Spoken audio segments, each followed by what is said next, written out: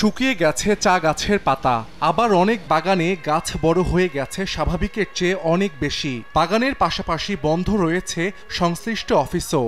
আওয়ামী লীগ সরকার পতনের পর এনটিসির চেয়ারম্যান সহ 7 পরিচালক একসঙ্গে দায়িত্ব থেকে সরে যান। ফলে অর্থ সংকটে পড়ে সরকারি মালিকানাধীন ন্যাশনাল টি কোম্পানি। এ কারণে হবিগঞ্জের লস্করপুর ভ্যালির মূল 4টি বাগান সহ 7টি চা বাগানে গেল মৌসুমে চা পাতা সংগ্রহ করা হয়নি। এতে শ্রমিকদের বেতন ভাতা আটকে যায়। দিনের পর দিন মজুরি না পেয়ে সম্প্রতি আন্দোলনে নামেন শ্রমিকরা। ডালপালা মেলে চা গাছগুলো নষ্ট হতে থাকে। এতে আর্থিক ক্ষতির মুখে পড়ে বাগানগুলো। সংকট সমাধানে ব্যবস্থা নিতে বর্তমান সরকারের কাছে দাবি জানিয়েছেন শ্রমিকরা। 3-4 ফুট করে লম্বা হয়ে গেছে, এই পাতা দিয়ে তো আর চা পাতা হবে না। গুরুত্বপূর্ণভাবে বিষয়গুলো না দেখার কারণে আজকে আমাদের এই অবস্থা হয়েছে। বাগানগুলো অনেক খারাপ হয়ে গেছে।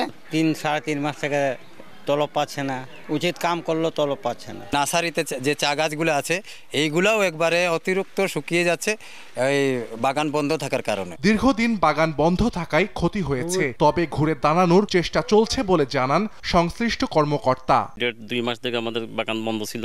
এখন আমরা পেমেন্টও অতি শীঘ্রই আমরা পেমেন্টও দিয়ে দেবো। সবকিছু স্বাভাবিক হয়ে যাবে বাগান আগের মতো ইনশাল্লাহ। হবিগঞ্জের চণ্ডীছড়া ও পারকুল এবং মাধবপুরের তেলিয়াপাড়া ও জগদীশপুর বাগানে 2000-এর বেশি শ্রমিক কাজ করেন।